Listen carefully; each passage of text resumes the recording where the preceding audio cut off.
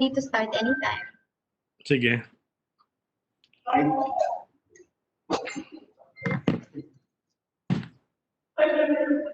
din ikaw ang ComSec ngayon? Yes, sir, on-site po. But ComSec Jingle is also here without a video, sir, kasi medyo may problema na sa internet connection. But she's also here with us. You acknowledge the resource persons na? Yes, sir. Okay, sige. Okay, ladies and gentlemen, it's already 1 p.m. So good afternoon to all of you. Thank you for attending our online hearing of the Committee on Trade, Commerce, and Entrepreneurship. We have limited the agenda to one bill, which amends the Price Act, which I hope and anticipate should not be very controversial. So the chair acknowledges the presence of Senator Marcos, and then sino pa? Jay, Senator Villar. Senator Villar's yes, Senator Villar was here also. Senator Villar was online earlier, and Senator Amy Marcos. So thank you for joining our hearing today. The chair declares the presence of a quorum. This bill, which is Senate Bill number 1454, is authored by Senator Joel Villanueva, and he submitted a speech to the committee which he is requesting to be inserted into the record. So the committee is accepting the speech of Senator Villanueva. ComSec, please insert into the records of the committee. Yes, sir. We will do that. Now, at this point, we will request our on-site, iba na mga terms natin ngayon. Our on-site ComSec, Bernadine, to acknowledge our resource persons present this afternoon. Okay, thank you, Mr. Chair. For the public entities representing the Department of Trade and Industry, we have USEC Ruth B. Castello. Good afternoon, ma'am. Hello, Mr. Chair and the honorable members of this committee and our colleagues in government and private sector. Hi, from the Department of Health, we have Maria Lourdes Santiago, the Deputy Director General. Director Santiago.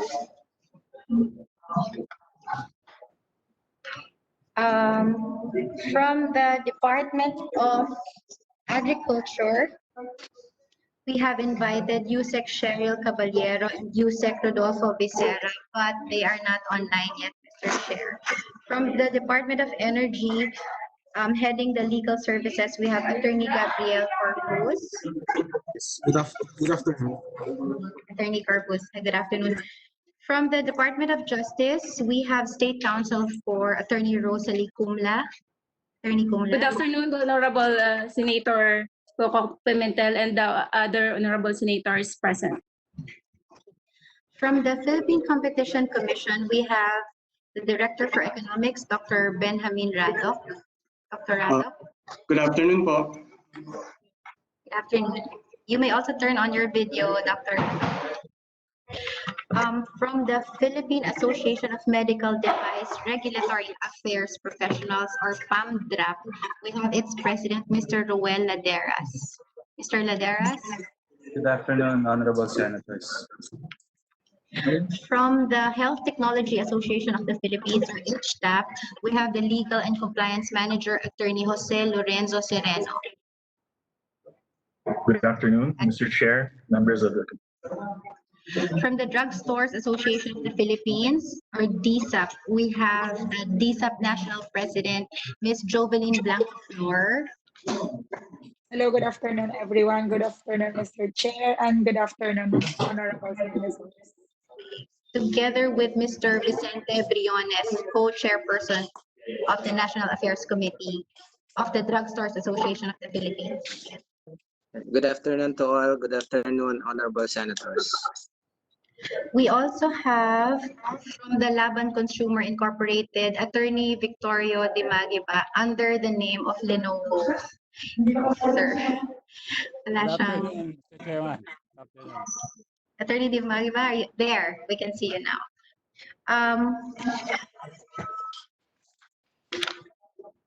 That would be all, Mr. Chair. So thank you, Bernard. Thank you. You're welcome, sir. Okay, so you have all looked at the bill we are going to consider this afternoon. It amends the Price Act and siguro it's a reaction to the what we are experiencing or what we have experienced or seen during this COVID pandemic or experience. So, totoo ba, Yusek Ruth, totoo bang nagtaasan ang mga PPE presyo? Merong mataas, sir, kasi some are, well, a lot of them are imported, so hindi natin controlled ang presyo.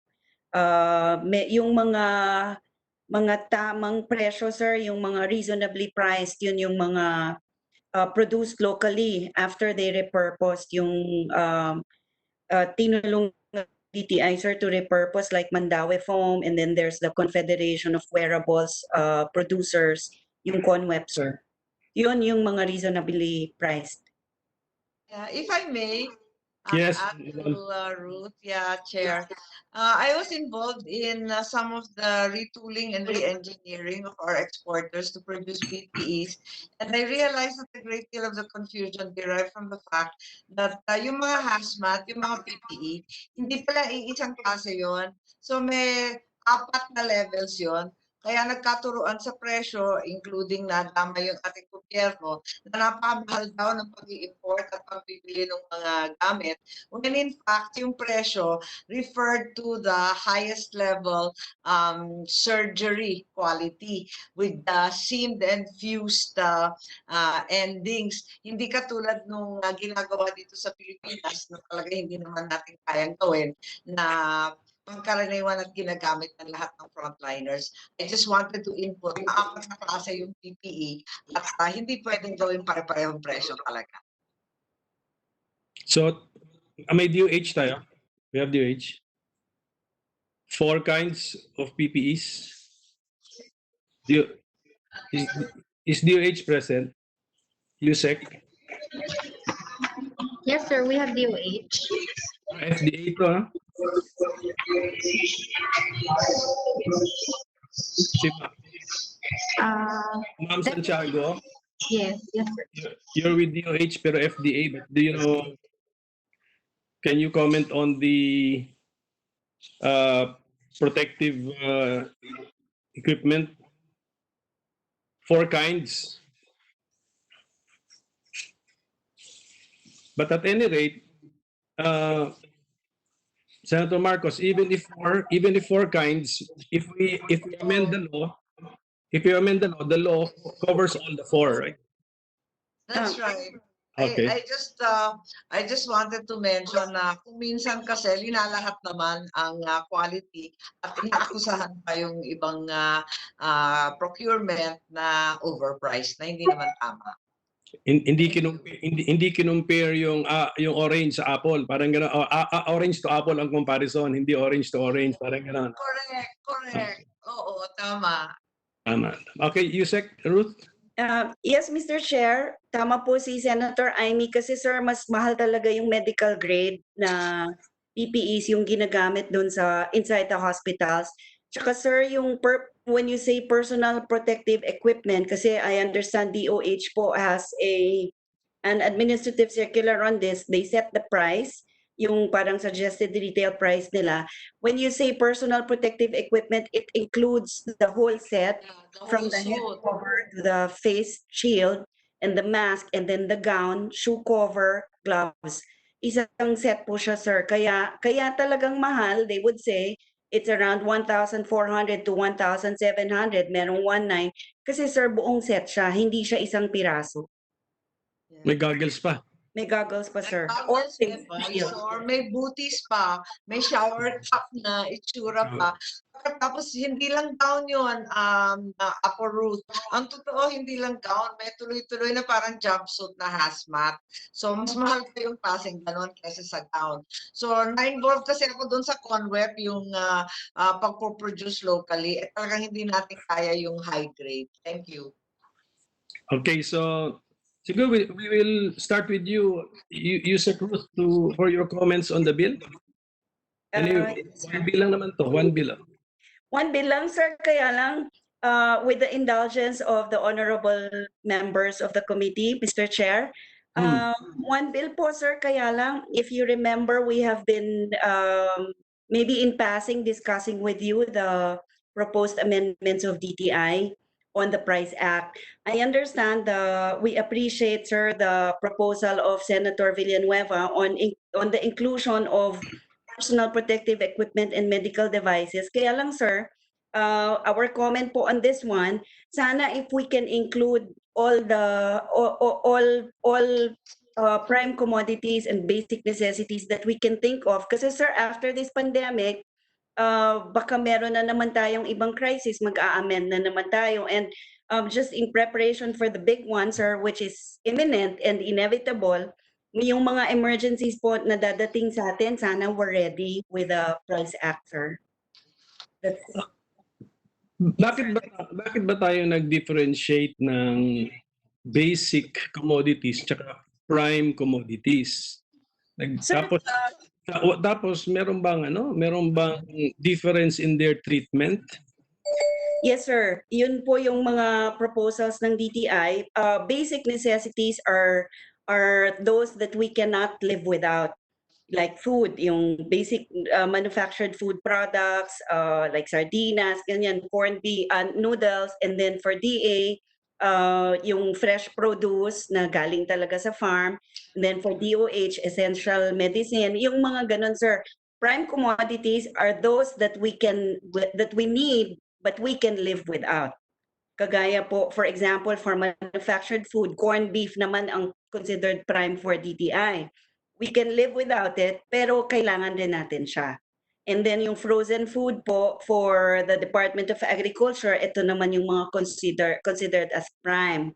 Also a major difference, sir, kaya po we also propose the amendment of Section 6 kasi yung automatic price control, sir, on the price freeze of 60 days upon the declaration of any of the 5 circumstances enumerated, calamity, emergency, mga ganon.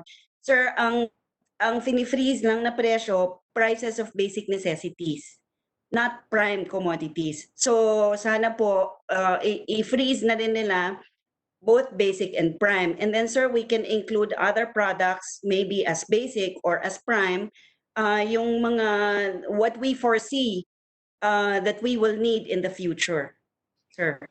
This is what the Villanueva bill does actually, no? Ang ginawa niya, freeze ang basic necessity. Tapos from prime, ginagawa niyang prime si PPE, sinama niya sa automatic freeze. So I think pareho kayo nung concept. So when will you be done with your comprehensive proposed amendments of the Price Act, DTI? Sir, we already emailed it to Ms. Jingle, sir. Okay. I can make the presentation now, sir, if you will allow. There are just some provisions, sir, that we will need to amend. Mabilis lang naman yan, sir, kasi it's going to be up to you for discussion, pero consists only of sections, 23 sections, sir, including na the foreigners violating the Price Act, yung mga aliens, yung pati separability clauses, sir, part of the 23. Another major thing, sir, yung currently the suggested retail price, which under Section 4, I think, is merely recommendatory on the part of the 5 implementing agencies. Ano yun, sir? For education and information and guidance of the consumers and manufacturers. So it really does not give us the authority to apprehend or to penalize or to catch mga violators, yung mga nagbebenta above the suggested retail price. So we don't know, sir, if we need to change the term suggested retail price or make it mandatory, at least for basic and prime goods. Kasi sir, in a regular supermarket, there would be around 300,000, yung mga hypermarkets, around 300,000 SKUs, yung shelf keeping units. The DTI, for our part, control or impose SRPs only on around 130 products. So this is nothing compared to the total number of goods that the consumers can choose from. Pero these are the most basic, sir, and prime na kailangan ng mga those who have less than us. And then another thing, sir, para bilisan ko na lang, sir, yung penalty kasi under the Price Act currently is only 10,000 pesos, maximum of 2 million pesos for illegal acts of price manipulation, and then for regular, yung ordinary violations, 1 million. Eh sir, hindi po natatakot yung mga tao because they can always pay 10,000 and then commit the violation again, especially for big retail stores. So kung pwede sir, i-increase natin. Our proposal is to make it at least 50,000 pesos. Tapos yung 2 million, gawin nating 3, yung 1 million, gawin nating 2 million. Or we leave it, of course, to the discretion of this honorable body, sir. Mr. Chair, Thank you for that input, Yusek Ruth. Pero you're ready to make a presentation, no, Yusek? Pero Yes, sa dulo ko na siguro ilagay yun. I will let all the resource persons react first to the Villanueva bill. Yes, sir. Senator Amy, yes. no, Mr. Chair, hihirit lang ako kay DTI kay Ate Cruz. Ilan ba talaga nahuhuli ninyo? Kasi parang ang hina ng enforcement. Wala nang connection sa bill to, pero nabanggit ninyo kasi na tataasan yung mga penalties. Pero kahit taasan yung penalties, kung hindi naman masigasig yung DTI sa paghuhuli ng mga violators, wala rin mangyayari sa atin. Opo. Ma'am, ang enforcers po natin every day on the ground, including the regional offices, and we really catch them. Kaya lang po, sir, number Parang one, wala yung prosecution, wala naman ako convict. Parang kulang eh. we have po the adjudication, may mediation muna, then adjudication, and then the execution of the decisions. Pero for DTI po, at least for the manufactured food products, we have a strong relationship kasi with the retailers. So we issue letters of inquiry, explain nila kung bakit ganoon, baka mas mataas yung kuha nila kaysa dun sa SRP natin, and then if the reason given to us is not justified, they immediately revert. Pag hindi po nag-revert, we issue the notice of violation and then file a formal charge. Yun po, full-blown hearing na nagiging kaso. Siguro, Chair Coco, kung maaari, bigay na lang ninyo yung listahan for the past year or 2 years ng mga nahuli. Kasi parang napaka-konti talaga. Kahit taasan pa natin yung mga penalties, kung talagang wala naman nahuhuli at napoprosecute, wala rin mangyayari. Thank you. Tama. Yusek Ruth, can DTI submit? Parang oversight nito on the Price Act, how it is being enforced and nagiging deterrent ba o hindi? Yes, sir. Will do, sir. At least lang po yung SRP bulletin ng DTI kasi we publish it and we make sure that we monitor all hanggang tier 2 lang kasi kami, sir, from the manufacturer to the retailers. Retail, yung supermarkets and groceries. We do not cover the tier 3 level, yung convenience stores and sari-sari stores. Hindi na po covered, sir, because the trading activity there is different. Marami pong patong, maraming layers ng distribution. Kaya hanggang doon lang po kami sa groceries and supermarkets, sir. Hindi, yung hanggang tier 2 ninyo is the department's decision? Yes, sir. The law does not prohibit you from going to the tier 3? Yes, sir. The law does not, sir. So, do you intend to also? Kasi, do you intend to also monitor the prices at tier 3? Kasi sabi mo, andun papatong-patong, so doon ang violation. Yes, sir, pero monitored lang namin pero hindi na kami nag-e-enforce doon sa level nila because maiiba po from the manufacturer's price papunta doon sa ilang layer bago makarating dun sa convenience store or sari-sari store, sir. How we get the SRP, sir? Hindi, How kasi kung ako kasi ang consumer, I will look at the SRP and then operate on the basis of the SRP. Tapos pagdating dun pala sa tier 3 na, i-justify pa niya sa akin na hindi kasi ganito yan pinatungan ni ganyan, pinatungan. So dapat siguro SRP should be a practical information for the consumer that he expects yung actual bili niya, actual price that he or she will pay corresponds to the SRP. Yes, sir. Yes, sir. Will do, sir, if this body mandates. Opo, we can monitor also and enforce on convenience store, sir, but not sari-sari store. Kasi iba na yung ano nila, iba na yung operation ng sari-sari store, sir, unless this body mandates us to do so, sir. No, let's review the the legal regime muna. Jay, talk to the DTI, yung what is the law involved here or the laws involved here para makita natin. Yes. Kasi kung malayong-malayo na nga si SRP sa actual price, di talagang malilito yung consumer. Bakit nagkagano? Sige, Chairman, yes. singit lang sandali, si Attorney Dimagi ba? Yes, sir. Attorney Okay. Lenovo, Mr. Lenovo. Sir, maganda yung bill ni Senator Villanueva, but in the present provision of the Price Act as amended, Republic Act 10623, Mr. Chairman, meron pong section dyan na pwede nang dagdagan yung listahan ng basic necessity at prime commodity. Magdidesisyon po niya yung National Price Coordinating Council, aprobahan ng Presidente. Baka po kasi, Mr. Chairman, in the interim, no? Kasi may bill nga sa Senate, hindi ko po alam kung may counterpart bill na sa Kongreso. Pero meantime, maganda po yung spirit spirit at objective ng bill ni Senator B. Baka po pwedeng masakop muna 10623 sa ganon, madagdagan yung malistahan at ma-implement na muna yung Price Act, no? As we wait for the elaborate amendments na Department of Trade and Industry. Yun po yung gusto kong banggitin.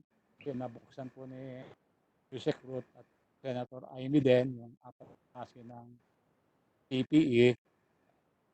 Maganda pong pag-usapan sa Price Council sa pwede under the present Price Act as amended. Yun po ang aking suggestion.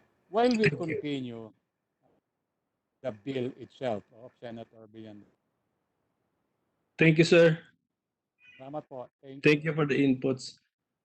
Sige, the chair would solicit the inputs of our other resource persons present. Government agencies muna. Deputy Director General Maria Lourdes Santiago, if you have any inputs from DOH FDA.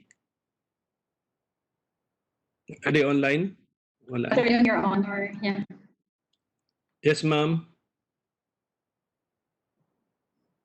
Yeah, good afternoon, Mr. Chair. Yes, ma'am. Go ahead. Well, the DOH supports the immediate enactment of the Senate Bill number 1454.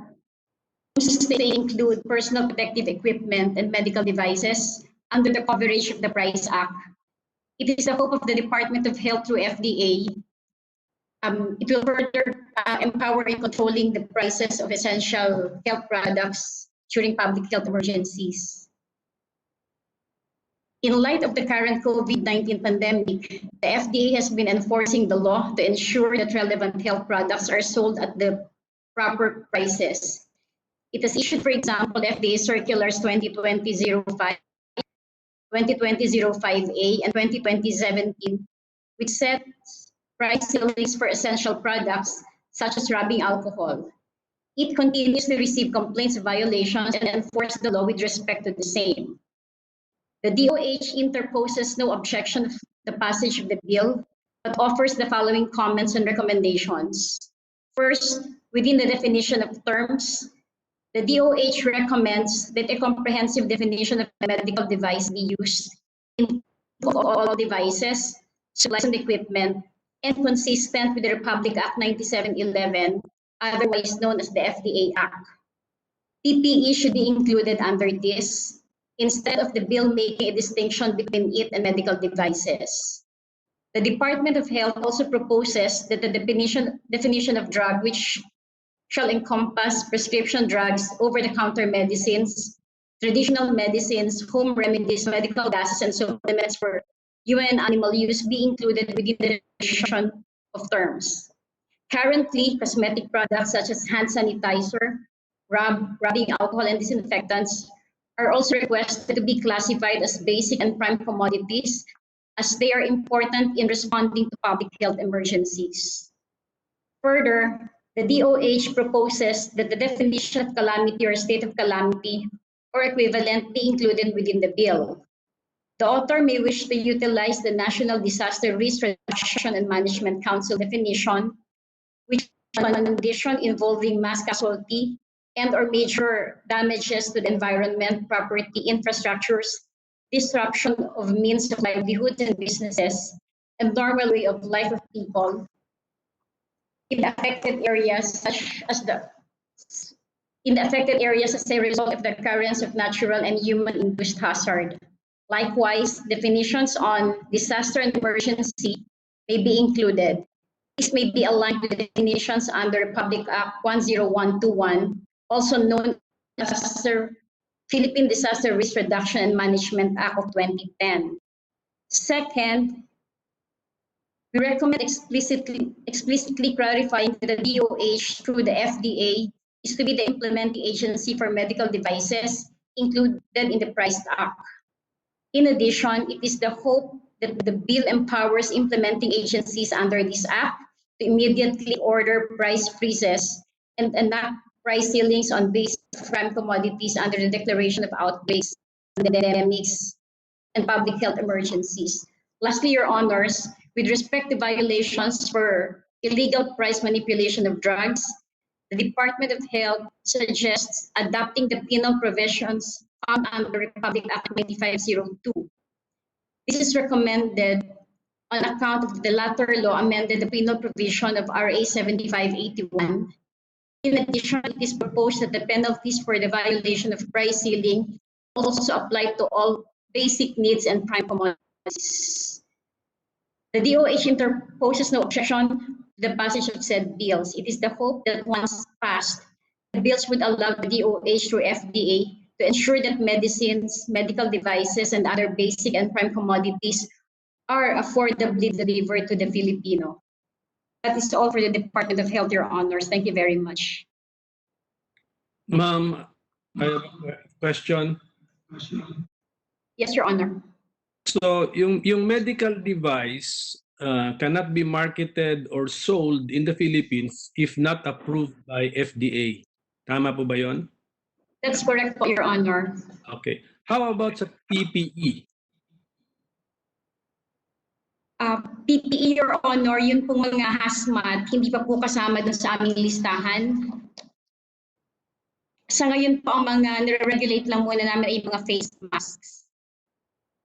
So under the current state of the law, actually you can require also kasi if you can cover face masks, is that clearly enumerated in the law? Yung ano ba yung law ninyo, RA 97? RA. Yes, Your Honor. Is face mask clearly enumerated?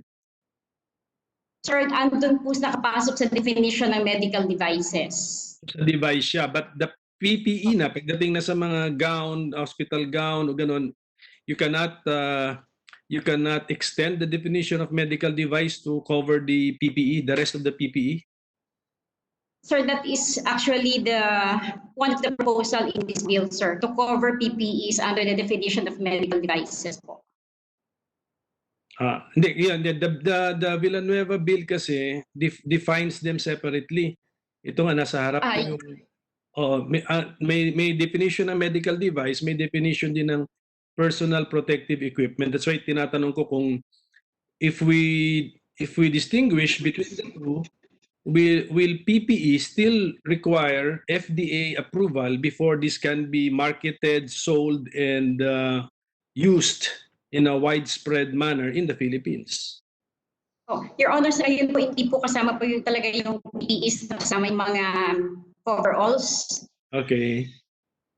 So hindi. Hindi pa po, sir, hindi pa, Your Honor. But kaya nga, if yung law ninyo, yung law ng FDA, you have the discretion to include this in the items within your jurisdiction, or your law must be amended?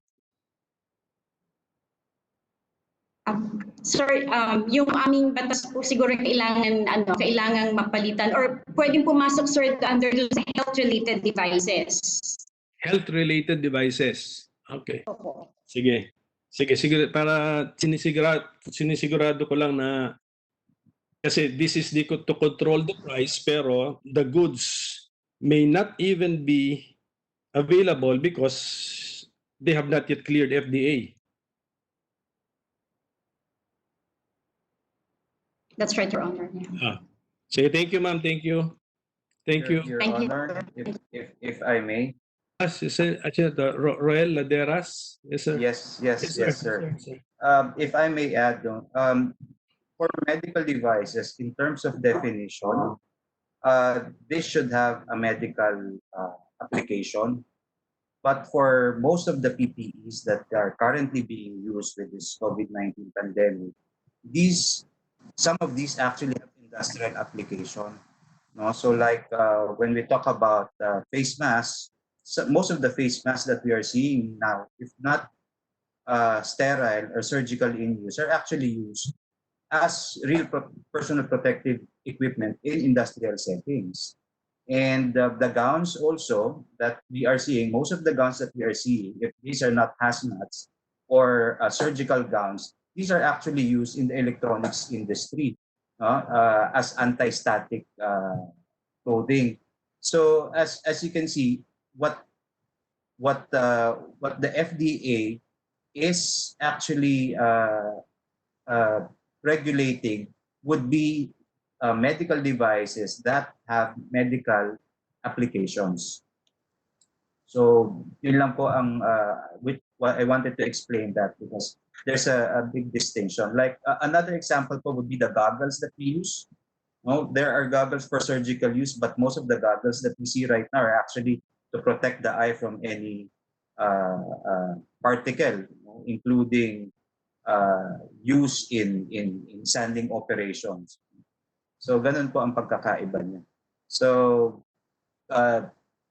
defining it as a medical device, PPEs as a medical device, would actually be including a lot of the currently industrially used products in the medical device group.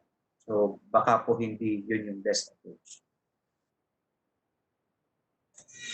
And Mr. Laderas, your point is maraming ginagamit ngayon na PPE pero hindi siya medical grade or hospital grade. Yes. Okay. Hindi po siya classified as a device. Right. Pero let us say but a PPE in the hospital setting is really a medical device. Yes, it is. If it's in a hospital setting, yes, it is. So ibig sabihin lang no, ang gusto mong sabihin is nagremedyo tayo. Yes. Yes, parang parang nakita ko nga rin naman yan na parang nagremedyo lang eh.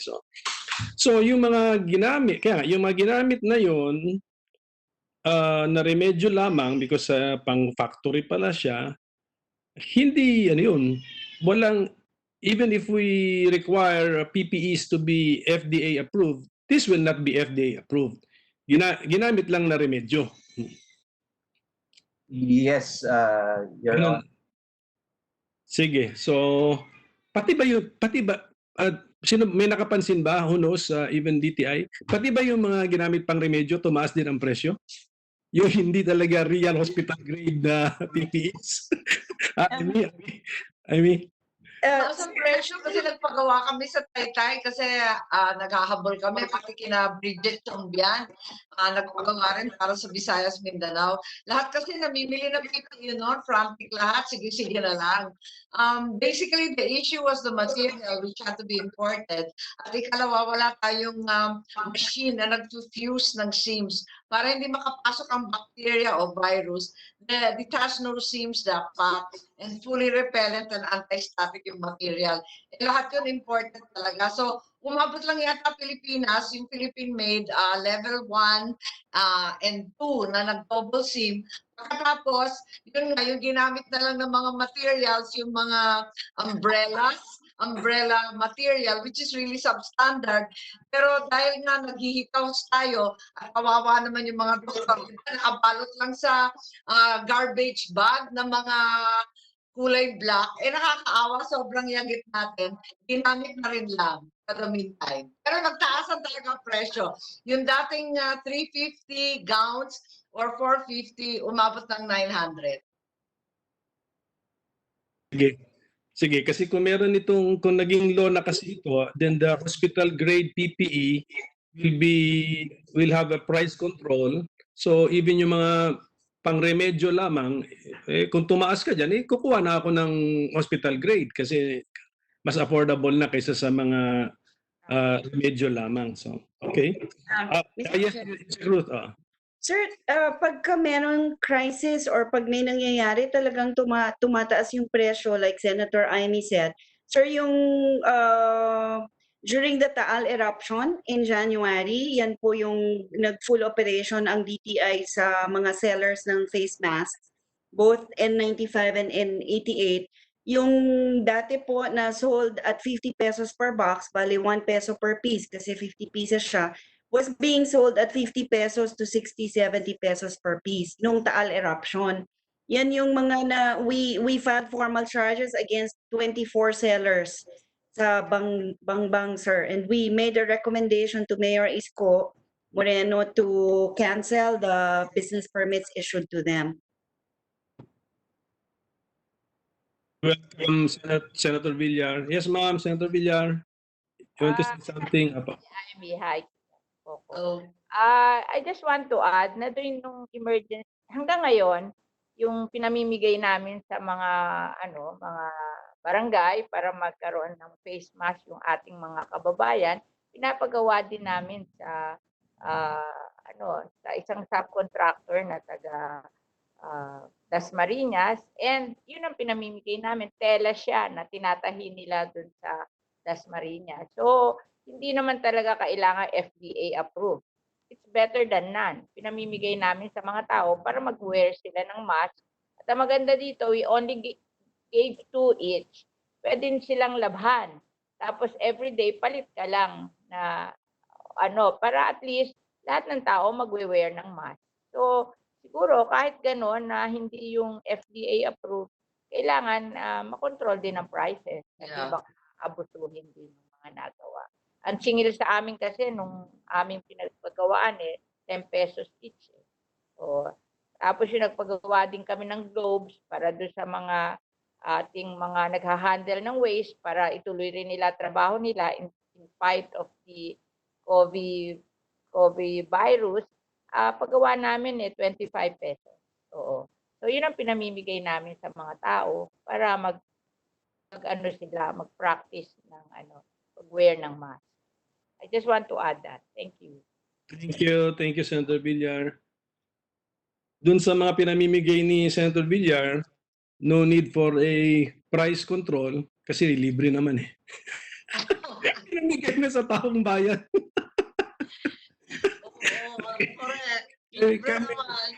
Can we go to the representative of the DA? Nandito kayo sa list ko kasi, sa Yusek Caballero or Yusek Visera. Are they here? Not yet online. Online. Okay, so just tell me when you're... Mr. Chair. Yes, DA. Yeah, DA is not, but they confirm their attendance. Okay, So I'll go to the Department of Energy. I can see Attorney Corpus here. Attorney Corpus, please. Yes, good afternoon. Yung proposed amendments naman no doesn't touch on any energy commodity, so I won't be commenting on that. Sir, itong from our COVID experience, baka meron kang gustong i-ano na sa Price Act. Is there anything under any commodity under your jurisdiction which you believe should be also included in the Price Act? For now, wala no, pero sa existing law, meron namang provision there to include whatever type of commodity. So at any time. So the law itself naman currently may provision naman dyan, may process to include whatever commodity the public wants to be controlled, the price. So wala namang problema. May reaction lang ako is doon sa sinabi ng DOH is aside from increasing the penalties as a deterrent, maybe give power to confiscate commodities. That would be a better deterrent. On the spot? Yes, yes. On the spot. Wow. Kuha, yes. Mas magandang deterrent yun. Talaga mawawala ng kita. Kapag mag-online ulit si Yusek Ruth, kunin natin yung reaction niya. Amen. Thank you, sir. Thank you. Sisingit lang ako. Oh, yes, sir.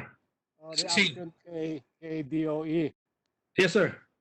Kasi nagtanong ka kung meron ka bang ibang proposal, no? Na lesson learned sa COVID-19. Yes. Kami po gumawa ng meron tayong konting tampo dyan sa mga taga-Department of Energy Napaka-strict po ng kanilang pag-implement ng Price Act as far as the price freeze ng LPG is concerned. Kasi nakalagay nga naman sa 7581 as amended, 15 days. No? Pero dapat naman po, isinaalang-alang nila na may isang batas na ipinasa. No? Yung Republic Act 11469, yung Bayanihan to Heal as one law, that declared a national emergency o pandemic. No? Yung pong, I always go back to the spirit and the objective of the law. No? Dahil doon may specific section na ang Pangulo sinabi doon, continue to enforce all rules and regulations that shall prevent profiteering, hoarding, illegal acts of price manipulation, etc. Sana naman po, ang Department of Energy, tumaas po kasi ang presyo noong start of May sa halip po na gumawa ng paraan para ipagpatuloy yung pagtulong, no? Lalo na po dun sa mga gumagamit ng LPG, sila pa po yung nag-announce sa media na tapos na ang price freeze kasi 15 days lang. No? Ano naman po, pakiusap po sa atin mga regulators, no? Ito pong pandemic na to, unpredictable. At hindi mo natin alam kung kailan ito matatapos. In fact, yung Bayanihan to Heal as one act, meron na po akong nabasa. Pina-extend na po na natin. So, from 6 months to 3 months. Dapat po, yung ating, the way we perform our duties, no? Malaking tulong naman po sa mga consumer, lalo na dun sa vulnerable sector.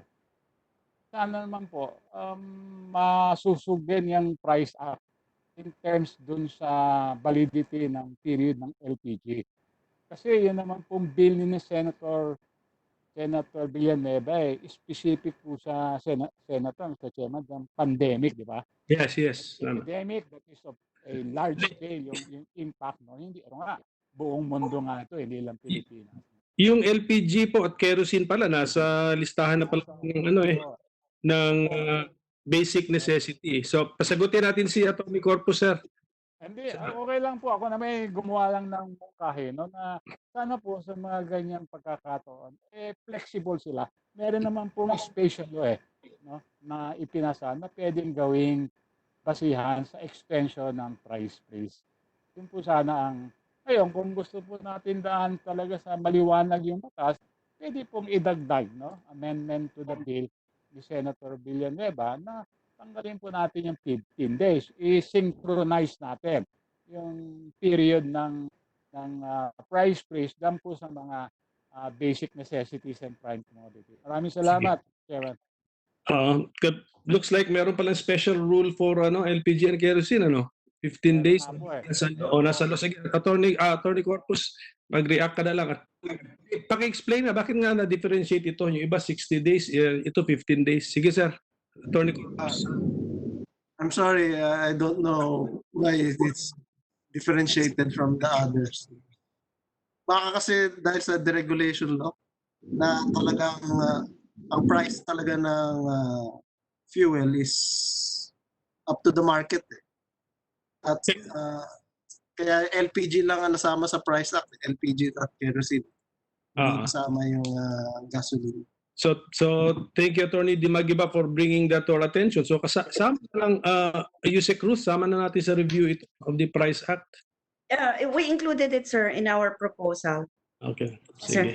Sir Chair, if I may, Mr. Chair, dun sa sinabi ni Attorney Corpus kanina na to give us more teeth, we understand and we support that. We want that also so that government can implement to the full extent of the law. Kaya lang, sir, merong confusion kasi in Section 11, Section 10, Paragraph 11, the implementing agencies are given the power to issue temporary closure or restraining orders. Meron ganyan, sir. And then in the implementing rules and regulations, we can really confiscate, but we can only sell on the implementing agencies. Kaya, sir, yung joint memorandum circular that was drafted by the Department of Justice, ito po yung kasi PNP and the NBI combined over 100 million na po yung value ng confiscated PPEs and rubbing alcohol, yung mga medical devices po during this crisis. But we did not know what to do with them, so the DOJ drafted this memo na ang FDA po has the power to donate, DTI has the power to sell, DOH also has the, well, may confusion po doon if DOH can sell or FDA can donate, kaya naggawa ng implementing rules. It's now effective, sir. Ginagawa na po ng law enforcers natin. But like I mentioned, yung summary proceeding provided po in the IRR of the Price Act. Kaya lang, sir, the price, the profiteering, the illegal acts of price manipulation, especially profiteering, sir, yung 10% above the common price. And then it says reasonable price. But who determines the reasonableness of the price? Kasi yung suggested retail price, also in Section 10, sir, ano lang siya eh, it's just for the information or guidance of the consumers. Kaya, and manufacturers. Kaya po on the part of government, if they go beyond the SRP, but the Price Act says it's only for guidance, yan po yung madalas kasing reason na binibigay sa atin. It's just for guidance. So ibig sabihin, kung guidance lang siya, hindi siya mandatory for them to comply with.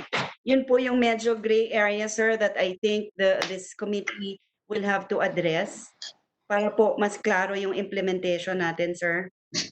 Sige, but sabi mo you have submitted a Yes, sir. amendments. So,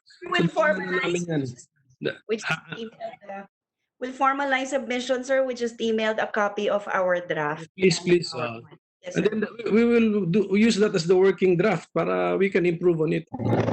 Attorney J can start on it, sir. Thank you. So can I now call on the Department of Justice, Attorney Kumla? Is she still online? Yes, good afternoon. Good afternoon, Mr. Chair and everyone present.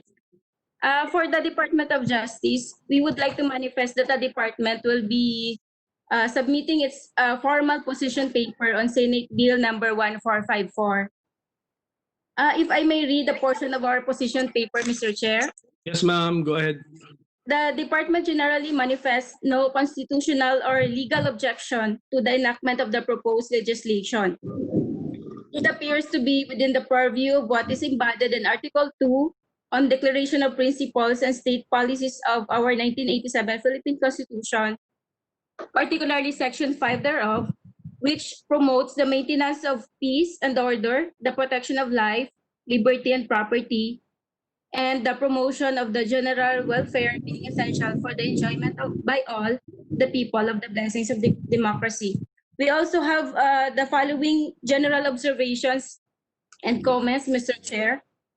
First, on the definition of pandemic, as provided under the definition of terms in Section 2, item number 6 of the proposed bill, uh, we suggest that its definition and even its usage in the bill be deleted entirely. We think that distinguishing the term pandemic from the terms epidemic/outbreak or public health emergency does not appear necessary. It appears that if an area in the Philippines is already affected by an epidemic or outbreak or a public health emergency as defined in Senate Bill 1454, all the more will it be affected by a pandemic. And number 2, under the definition of terms also, item number 9 on PPE and item number 5, medical device. So they are defined. However, it is our view that the proposed bill fails to include other items or other medical supplies often used or abused, such as in cases of hoarding or profiteering during emergencies like the volcanic eruptions and this COVID-19 pandemic. These items, for example, rubbing alcohol, disinfectants, sanitizers, hand soap, etc. So we are suggesting that these items be included maybe in a separate item, and we can maybe put it as other medical supplies. So in relation to that, if we are to add other medical supplies in the definition, we suggest also that the prime commodities be amended accordingly to include the other medical supplies. And we also have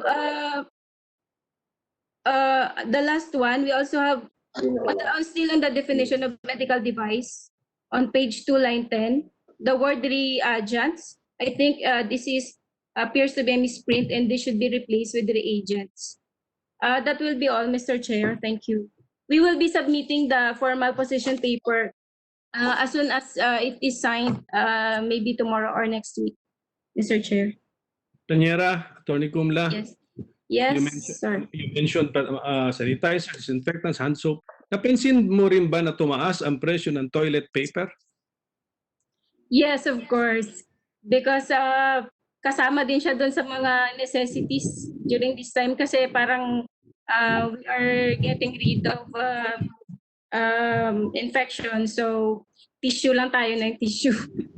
Yung sa root, napansin ng DTI ba yun? Is it only toilet paper and other toilet products like yung mga box tissues ka nagtaas ang ba presyo?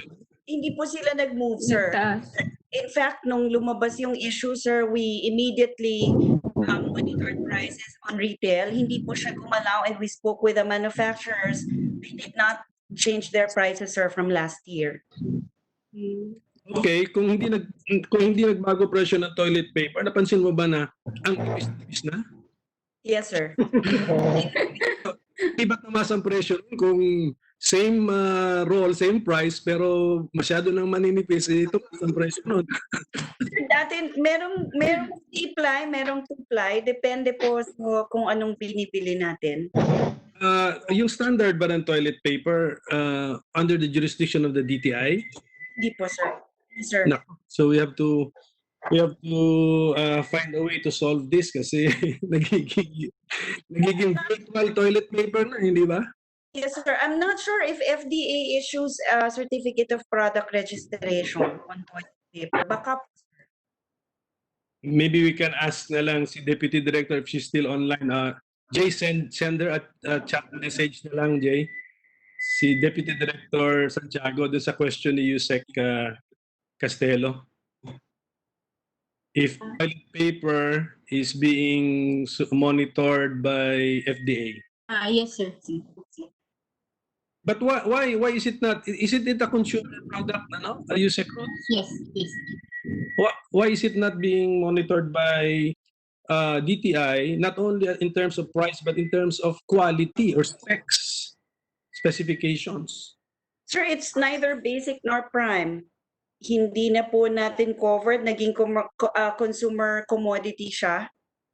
So Okay. hindi covered ng mandate ng BPI. So since we're looking at this Price Act naman, which includes the definition of basic and prime, we can somehow insert this kasi mukhang kailangan yata siya for convenient, comfortable, and civilized existence, hindi ba? Yes, sir. Sir, pwede po din sa Consumer Act isama natin as a basic consumer commodity. We're still, tapos na ba yung comprehensive proposals ninyo on the Consumer Act? Yes, sir. Tapos na? Yes, sir. Good. Last year pa, sir. Oh, very good. Paper, wala bang paper sa lista sa current law? It's part of our proposal, sir. Yung school essentials naman, sir. Yeah, paper school supplies, ano. So in that context, ano siya? Paper siya na bond paper, no? Or Notebook, sir. yellow pad or mga pads. No? Sige. Thank you very much. So we'll now go down our list. We have here from the Philippine Competition Commission, Dr. Radok. Is he present? Good afternoon, Mr. Chair. Hello, sir. Yes, sir. You have comments, sir? You have comments? Mr. Chair, we have a few, but let me summarize. So we support the proposed amendments to the Price Act.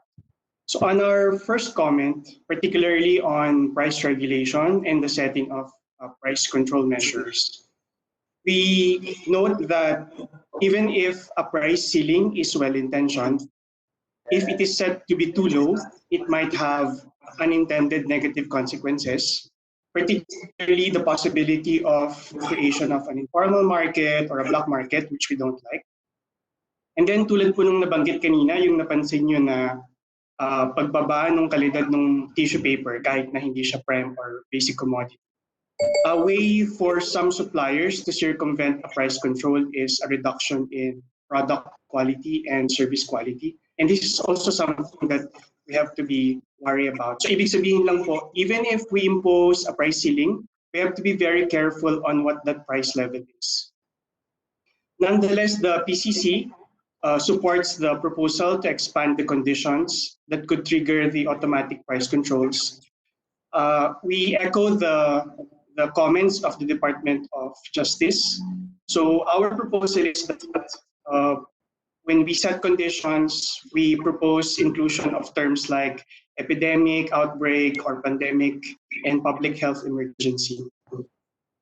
Also, in setting or in determining the conditions that could trigger the setting of automatic price control, we suggest that number one, the period of effectivity should be very clear so that the price ceiling is time bound so that our consumers are well aware, even the suppliers are well aware of the effectivity of the price ceiling. Second, we propose that the mechanism be very simple, yung pong madaling intindihin para hindi po malito yung ating publiko. On our second comment, it's on including or excluding goods for the coverage within the law. We propose that we allow flexibility in the classification of goods, particularly on what is a basic commodity or a prime commodity. Lalo po ngayon sa new normal, unang-una hindi natin alam kailan ba talaga siya nasisimula at hindi rin natin alam kung ano ang itsura ng new normal. So, kung masyado po nating lilimitahan kung ano mga produkto yung kasama sa basic necessity or sa prime commodity, baka po malilimitahan yung pag-impose natin nitong batas na to. So what we propose instead is that we determine a set of criteria for each group, which will serve as the basis for including other products. And we think that the agencies that are in the best position to determine these criteria are the government agencies that actually monitor them. So that if there is a public hearing that could be conducted to account for the inputs of the relevant stakeholders, and secondly, also to limit the, we think that it's best if any changes in the list of basic commodities and prime commodities should be approved by the Price Coordinating Council so that any too much flexibility is limited. Tapos yung pangatlo po na apektado yung pag-implement ng PCC sa Philippine Competition Act would be on the amendments to the coverage of illegal acts of price manipulation. Unang-una po, dun sa hoarding, we propose to retain Section 5.1 of the Price Act on hoarding, subject to the exemption that if the act or the violation is committed by a combination of persons who are competitors in the production, manufacture, etc., such act or such action shall be prosecuted and heard before the Philippine Competition Commission. Pangalawa po, on the Section 5.2 of the Price Act on profiteering, we suggest to retain that subject to the exception that if the action is committed by a person or an entity who is in a dominant position in the relevant market, then we suggest that that act shall be prosecuted and heard before the PCC. Tapos panghuli po, we express our suggestion to remove Section 5.3 of the Price Act, particularly on cartels, since the prohibition on cartel behavior is clearly within the contemplation of Section 14 of the Philippine Competition Act. That's all from us, Mr. Chair. Thank you. Thank you, Dr. Radok, for the inputs. Okay, so let's proceed. Back to Mr. Laderas. If you have, Ruth, you want to say something? Yusek? Yusek? Okay lang. So, Philippine Association of Medical Device Regulatory Affairs Professionals. Mr. Laderas, you have, Yes. you have additional inputs? Thank you, Mr. Chair. So I tried to keep this short. We have prepared our paper and I'd like to read it. So the Philippine Association of Medical Device Regulatory Affairs Professionals, or PAMDAP, fully supports the effort of the Philippine Senate in drafting laws meant to address concerns related to emergency situations like the COVID-19 pandemic. Now, we do, however, urge caution on the part of the legislature and the executive branch of government in the execution of price freeze. So, of course, it should be in partnership with the regulated business. If not doing so, would possibly result to reduce or lack of access to the medical devices or the PPEs that we want to. Currently, Your Honor, we are not considered as a medical device manufacturing. We do not have a formal medical device manufacturing industry.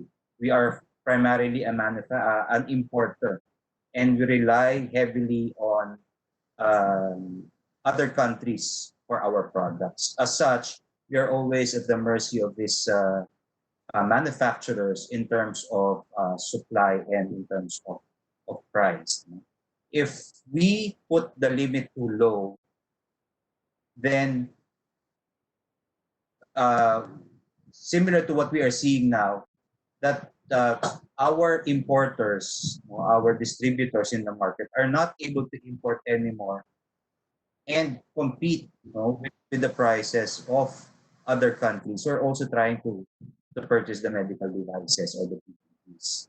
In terms of our actual suggestions or proposals to the bill, on Section 3, definition of terms, we echo the proposal of FDA to align the definition of a medical device based on RA 9711 or the FDA law.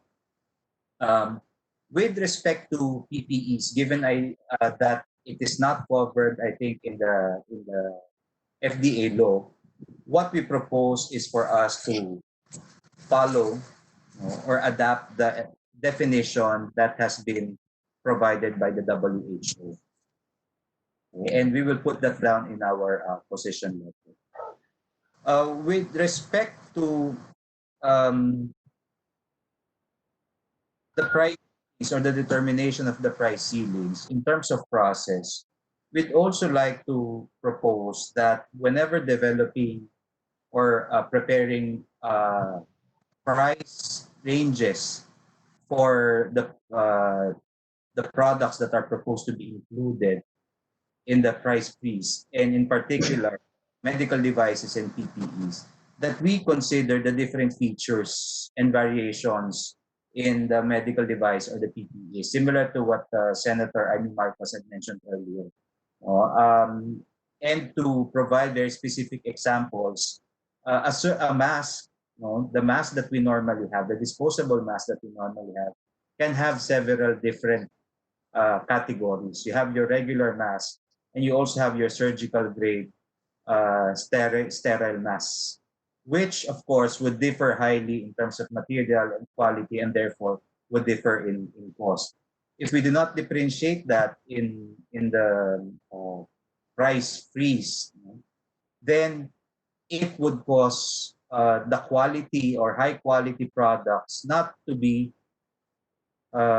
available in the market anymore, because the prices cannot meet the price ceiling that has been imposed. So basically, that's our position, Your Honor, Mr. Chair. But I think what we would like to put a lot of emphasis on would be that medical devices and PPEs make a lot, unlike drug products where a generic name or a generic category of a product would provide same results. No? But for medical devices, specification would provide different levels of protection to the users. Okay, that's all, Mr. Chair. Thank you. Thank you. You're familiar, siguro, Mr. Laderas, what's currently happening. Countries are outbidding each other, di ba? For Yes, some yes, Senator. since we are not a manufacturer, we have to deal with the manufacturer located in another country, and then sasabihin sa atin, well, we are getting orders all over the world. And Yes. if your price is, let us say, give me a quote, kunyari 1,000 pesos, sabi nila, we can sell this for For a higher price. $200, In gano'n. other market, yes. Wala na tayo. Yes, Mr. Chair. Yes, Mr. Chair. Ganun ba That is nangyari? exactly Ganun ba nangyari? that's exactly what some of our members are talking about. So maybe if I may add to the proposal, there should also be a review of the prices that we include in the price freeze, because in times of emergency, similar to what we have seen, the prices keep on escalating. So if we don't have a local manufacturing industry to rely on for our supplies, we would really end up trying to outbid other countries to be able to secure the necessary PPEs or medical devices. Sa bidding, naging bidding, no? Is it too late for us to become a local manufacturer of, let us say, some devices or gear or personal protective equipment na yung not too much high-tech ang laman? I think my personal view, Mr. Chair, for the basic devices, and based on the experience, what we have seen, DTI has successfully partnered with many, as Yusek Ruth had mentioned, they've successfully partnered with many manufacturers to retool the manufacturing facilities to manufacture medical devices or PPEs. And the FDA has also provided a lot of guidance and a lot of, should we say, freedom at this point for these manufacturers to continue selling their products that are in the market, provided that after the lifting of the state of national emergency, they would need to register these products if they intend to continue selling. So I could say that yes, We could definitely do that, but I think it would take a lot of effort on the part of the DTI, maybe the DOH, to encourage investors to continue. Did we actually produce masks here locally? As Mass production, hindi yung tinahi lang na pinamigay, but the mass production of face masks. I am personally aware of two manufacturers of masks, and one is the one that DTI has been contacting with, the one in Limay Bataan, if I'm not mistaken. May alam ko yung Bataan. Oh. And we have another member who is a Korean-owned face mask manufacturer that almost closed down last December, but decided to continue on with its operations because of the Taal and COVID-19. But maybe DA will have the best information, because all mask manufacturers require a license to operate, and they get that from the FDA. Pero pagdating sa yung reagents dun sa COVID testing, we cannot manufacture these reagents. I think we have already one test kit that has been developed locally. So I think in terms of capability, we are capable, but in terms of the machine that will be used to test it, I think that will be more far in the future. Kunyari, pagdating for example sa ventilator, kunyari nagkulang tayo ng ventilator, is there a factory in the Philippines which can be retooled or repurposed so that the product will be a ventilator? Meron bang ganyan? I am aware, Mr. Chair. Anyway, thank you, sir. Thank you, Mr. Laderas. Can we now go to the representative of the Health Technology Association of the Philippines, Attorney Jose Lorenzo Sereno? Is he still online? Yes. Yes, sir. Panero, sige, go ahead, sir. Thank you, Senator. So, Honorable Chair, members of the Senate Committee, good afternoon. Thank you for inviting us here to this discussion. And we always are very grateful for the government support of the industry. Now, as a preliminary statement, first of all, I'd like to echo what Mr. Laderas had stated. We have a good relationship with PAMDRAP, and their our concerns. Although, if I may make a few additional comments here. So, Mr. Chair, if you would, may I share a brief PowerPoint presentation? It's just 10 slides. I will just concentrate on 3. Yes, go ahead, sir. Go ahead. Thank you.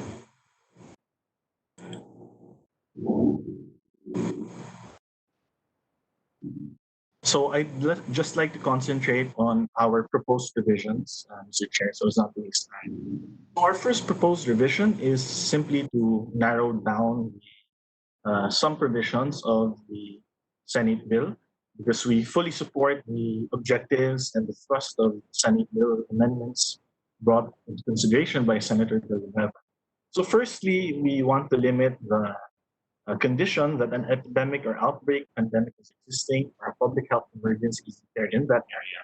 We wanted to add, provided that the personal protective equipment and medical device is related to the treatment of the relevant disease causing the epidemic, outbreak, pandemic, or public health emergency. I think this also echoes, Mr. Senator, the comments made by Senator Marcos and also the other resource persons that there are different grades of personal protective equipment, and if the amendments were on a wholesale basis, then there would be confusion in the medical device industry as to which particular protective equipment are covered by the price freeze or the price ceiling.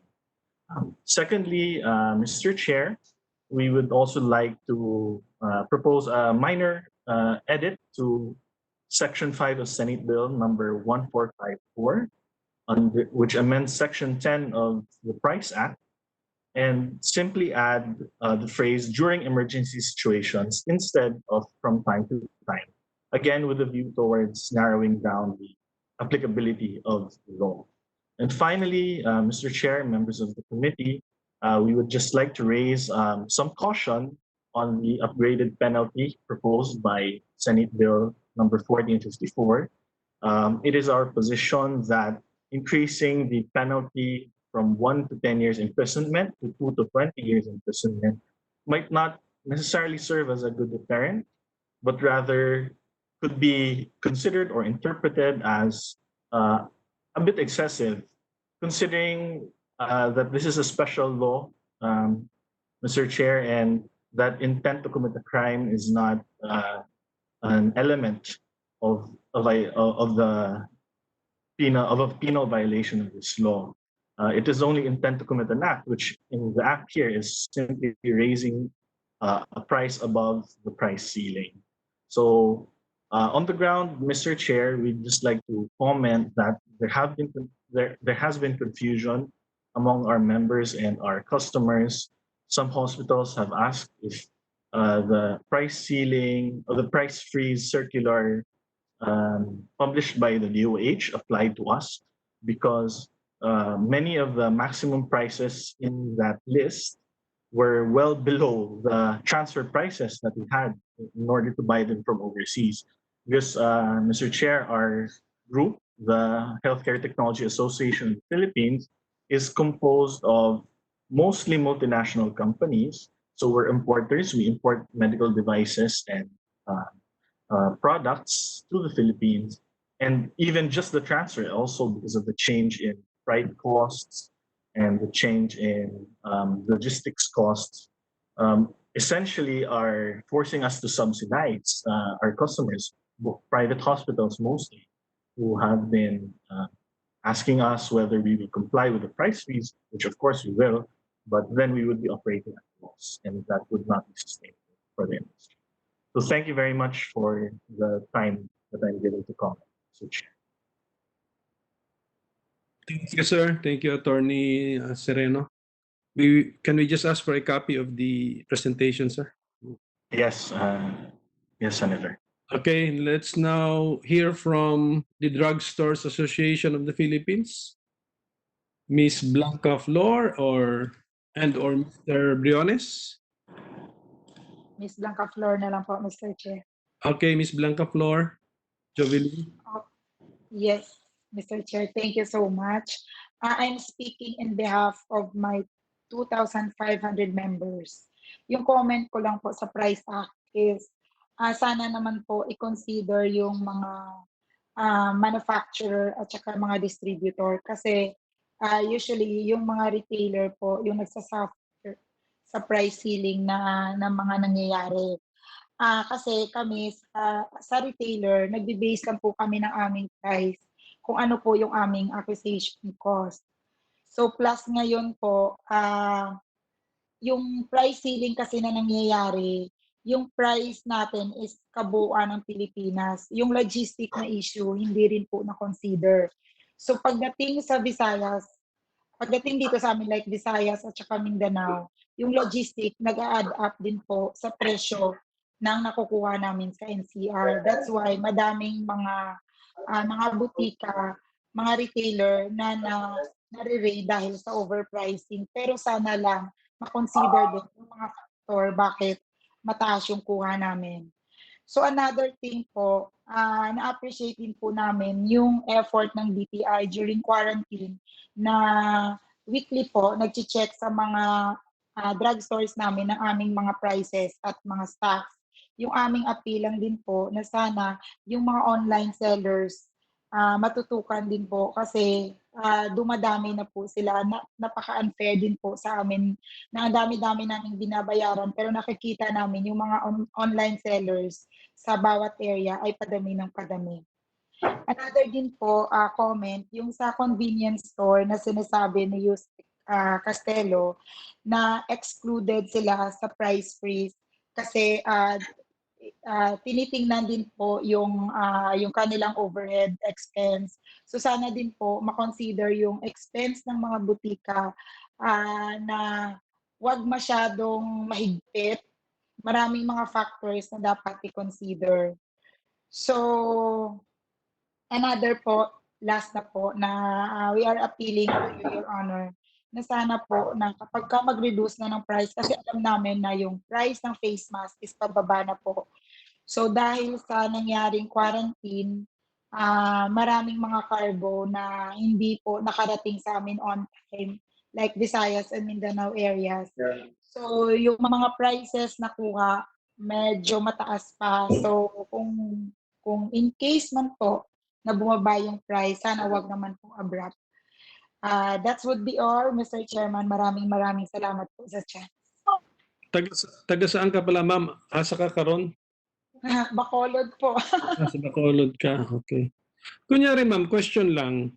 Nabanggit mo kasi acquisition cost. Kunyari yung item, you acquire it for 100 pesos. Magkano mo ibebenta ngayon?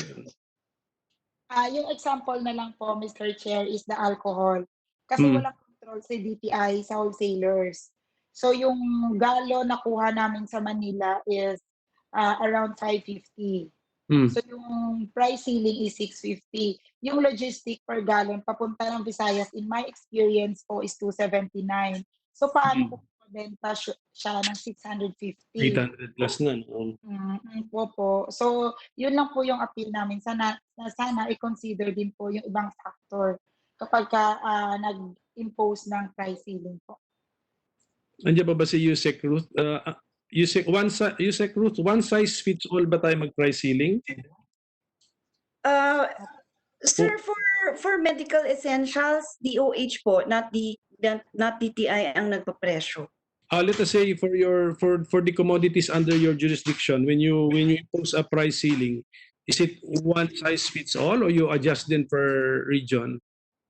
One size fits all, sir. Nationwide application. But our prices kasi are from manufacturers. So kasama na sa formula nila na computation when they submit to us, yung logistics cost makarating doon sa wherever they distribute it. Pero pag-aralan natin sa TWG yan kasi pagdating nga naman sa Mindanao, I'm sure sa Sarangani, iba nang layo na nun. Opo. Iba na presyon. Pag-aralan natin, and if you can come up with the formula, a scheme na medyo may flexibility, we can also apply it na lang we can suggest sa DOH for sa mga butika din. Yes, sir. Will do, sir. Kasi even yung Bayanihan Act, ano din kami, di ba? Even yung assistance na ibibigay, nag-regional approach eh. It's a range from an amount to a certain amount depending on the daily wage rate in the area. So, ganun. Dapat siguro ganun tayo flexible. Yes, Yusek.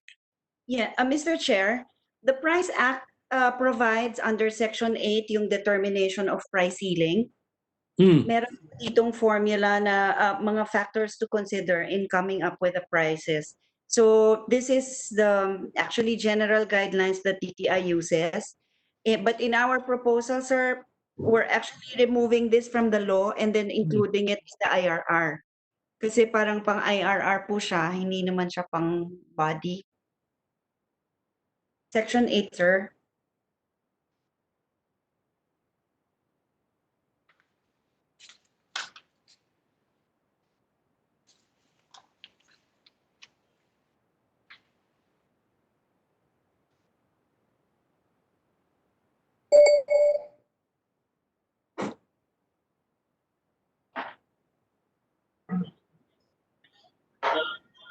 Nakat, no?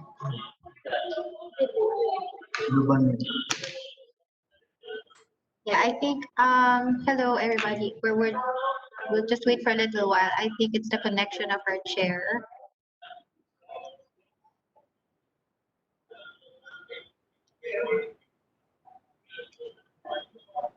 Nag-freeze si Senator ko po.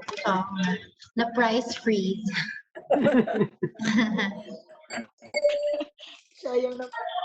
But we'll take advantage of this little break. We'd also like to acknowledge the presence of Dr. Rustico Jimenez of the Private Hospital Association of the Philippines. He's also joining us, and also the President of the Philippine Retailers Association, Attorney Paul Santos. Good afternoon, sirs. Thank you po. Pabalik na po si SKP na ano lang, nawala yung connection. Papasok siya ulit. Oo. Kasi sometimes when it rains talaga, lalo dito sa office. Yes po. Price freeze. The price freeze.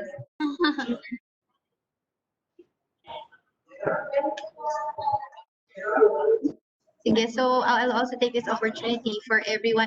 Kung pwede daw i-adjust nyo yung mga cameras nyo, ma'ams and sirs, kasi po, I think dun sa live feed natin, medyo yung iba, forehead lang yata yung nakita. But you all look fine to us here. So, pa-adjust lang daw ng konti. Thank you, everyone. Yusek Ruth, I have a question also. Who is addressing cartels as for cartels? Implementing agencies then, the ones enumerated in the Price Act. But alam nyo naman DTI would assist.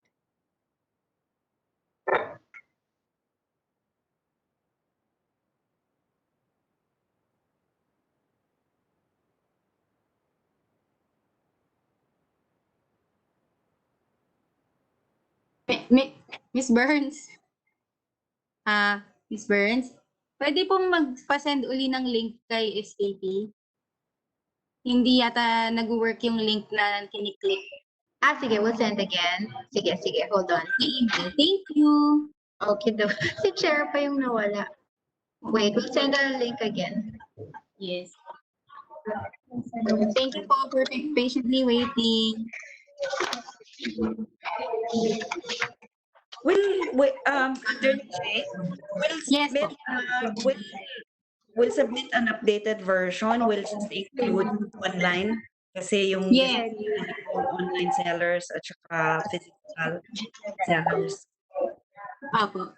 And actually mag-TWG po tayo dito para baka online din. So we'll get you a notice. We'll work with the Office of Senator Villanueva as well. Okay. Attorney Jay, we already sent the link to Senator Coco. Okay, I will message po. Okay.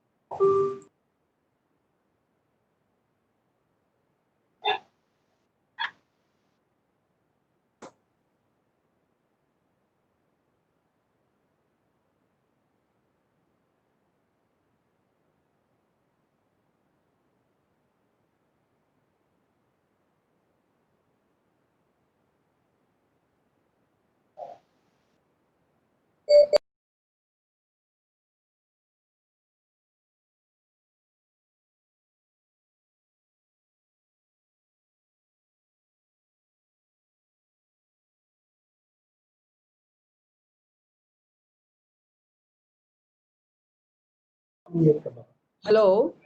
Hi, Yusek Cheryl, hi. Okay, we're just checking. Yes. Okay, sige pa, we're good. Thank you, ma'am. Okay po.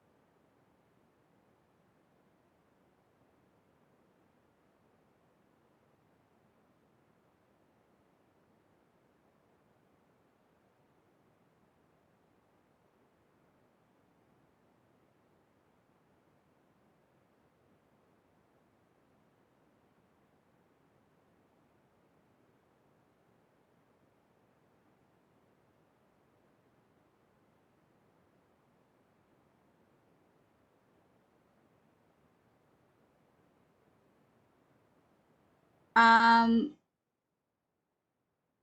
ayan, sir. Can you hear? Pwede, possible po ba to? Naka-speaker si SKP po.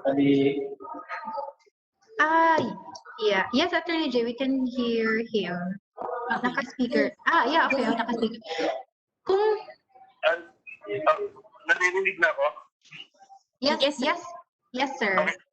I'm sorry, ladies and gentlemen. I'm already using 2 laptops. I cannot join the MEDEX meeting. So to start with, except Dr. Jimenez and Attorney Santos. So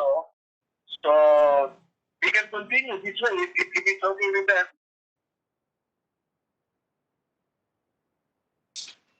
Yes. Is it okay with Dr. Jimenez? He can give his comment and Attorney Santos, and then we will now suspend the hearing. Okay, paki-unmute po. Naka-mute po kayo. Hello, good afternoon. Yes, ayan. Okay. Yes, sir. Mr. Chair, do I have permission to speak more? I'm listening by phone na lang, sir. Yes, sir. Dr. Jimenez. Doctor, naka-mute po kayo. Please unmute.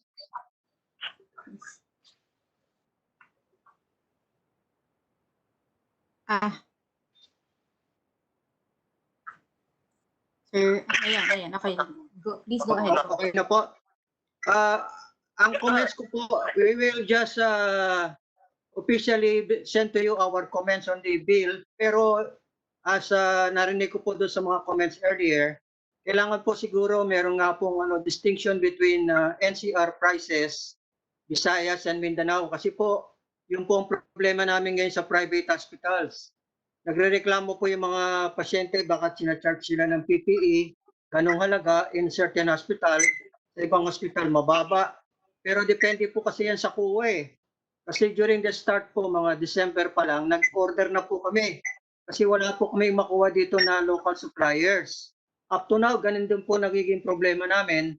So, mabuti nga po yun kung meron na tayong local manufacturers na para dito na tayo kukuha, huwag na tayo kukuha sa ibang bansa kasi nakikipag-compete sa atin eh.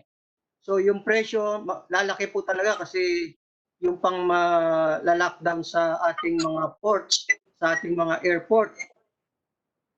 Lang po ang comments natin. So we will follow naman po yung whatever is ordered by DTI and the rest of the government agencies. Kung mabibigyan po ng maraming donation yung mga private hospitals, most probably, hindi na po yun i-charge sa mga pasyente. Yung mga charge po sa mga pasyente, usually, yung ginamit din po sa mga pasyente during the time of the COVID pandemic.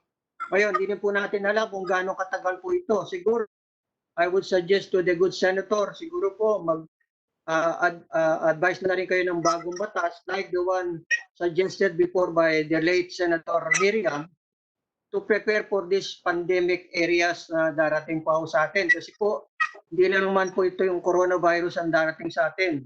Especially now, yung nga po pinapaalala ko palagi sa mga interviews ko, yung mga magulang po natatakot dalhin yung mga babies nila for vaccination sa ospital dahil baka mahawa. But kung hindi po sila mag-vaccinate, baka magkaroon po tayo ng problema sa epidemic sa mga chickenpox, diphtheria, pertussis, and now dumarating na po yung tagulan, dengue, tsaka leptospirosis. So officially, we will send you our formal comments on this bill and we will discuss it later on kung meron pong TWG. Marami pong salamat. Naputol po ulit. I will call again. Hello, sir. Yes, please go ahead. Opo, kakatapos lang po. Opo. Narinig ba ako? Narinig ako? Yes, opo. Ganito na lang gawin po natin. I'm addressing all of our resources. since you're all willing to submit position papers on the Villanueva bill, bigyan na rin po namin kayo ng kopya ng yung comprehensive proposed amendments to the Price Act. Yes. Para kasi babasa na rin tayo ng Price Act in relation to the Villanueva bill. Mag-comment na rin po tayo doon na lang po sa comprehensive amendment to the Price Act. Ano na lang po gawin natin. Opo, salamat po. Salamat po. Pakisabi, Jay, sa na time out pa ako rito. Hindi ako makabalik. Anyway, so our last resource person present this afternoon, I saw him earlier, Yes. Attorney Paul Santos. Yes po. Sige, Attorney Santos, maybe you can tell us your input, sir. Thank you, Mr. Chair. I'd like to thank the committee for inviting the Philippine Retailers Association to this hearing. I'll make this brief. PRA in general does not object to the right of Congress and of the Senate to regulate prices, especially in times of emergency. However, we believe that regulation, no matter what the circumstances are, it must be used sparingly, and we believe that the regulations must be granular in nature in order to achieve a balance between making available essential goods and services to the wider public at affordable prices, at the same time preventing situations where the supply of these essential goods are halted. As mentioned earlier by the deputy representative from the Philippine Competition Commission, what is sought to be avoided by price control regulation is unintended effects, like by setting too stringent rules, the rule regarding the pricing of certain commodities like personal protective equipment. By setting a too stringent rule regarding how these items are priced, they may achieve a situation where a parallel or a black market for these goods is instead generated instead of making goods more available to a wider number of people. Or what's going to happen in that case is you will have a black market where these goods would be freely available, yes, but at a very prohibitive cost. That being said, we do have some suggestions regarding this bill by Senator Villanueva. For example, regarding personal protective equipment. I agree with one of the statements made by resource persons earlier that a distinction must be made between what sort of personal protective equipment should be subject to this regulation. Now, do we regulate all sorts of personal protective equipment, or only that sort of personal protective equipment that has efficacy in preventing the transmission of pathogens from an infected person to a healthcare worker or to a person who may need to use PPE? I believe that there are standards already in place, either the Philippine national standards or those standards imposed by the United States, by their OSHA, by the Occupational and Safety and Health Regulator. Probably we can adopt a system where certain forms of PPE may be allowed for sale without any price control, and at the same time limiting those PPEs that that pass the standards that can prevent the transmission of these pathogens from person to person. Probably these are the things that the proposed legislation would like to regulate. Second comment is that again, I'm echoing again the views mentioned by my fellow resource persons in the private sector that any proposed price regulation must take into effect the effect of costs imposed by the supply chain. What do I mean by this?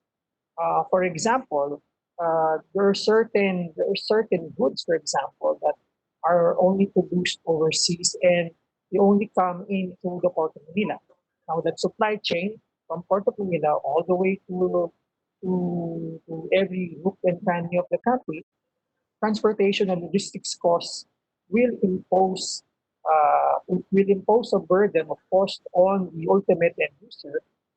And if this cost is not reflected in the proposed price control regulation, we might end up in a situation where the seller of these regulated goods may either choose to sell a limited quantity or not sell them at all because it would be prohibitive for them to do so if the prices are set at too low a level for them to be able to sustain the sale of these goods and not incur a loss every time that these items are sold.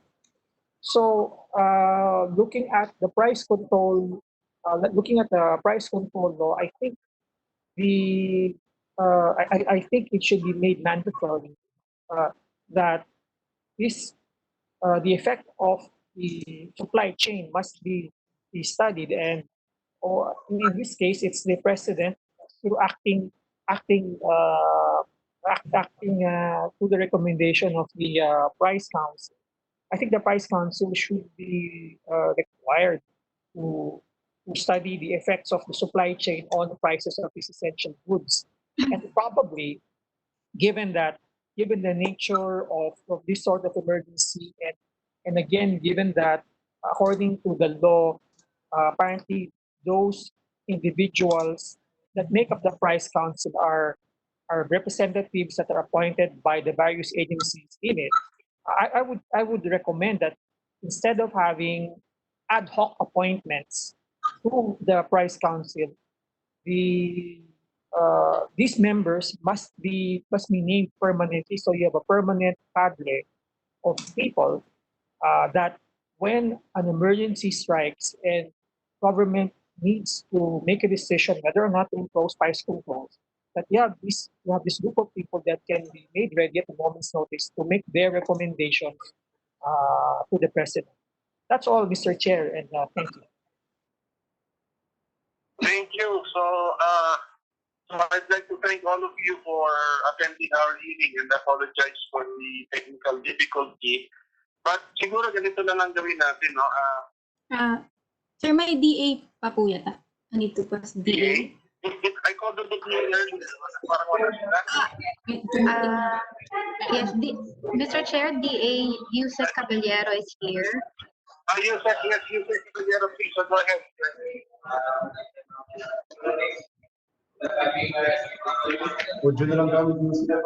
Yusek Caballero. Baka nawala na rin siya. Wala na rin. Sorry, ganito na lang, ganito.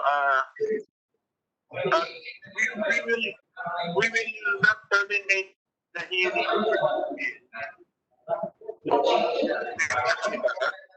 Wala sir.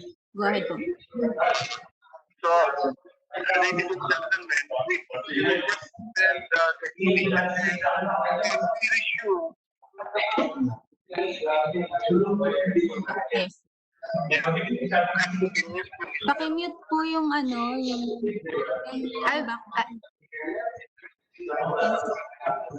mute everybody.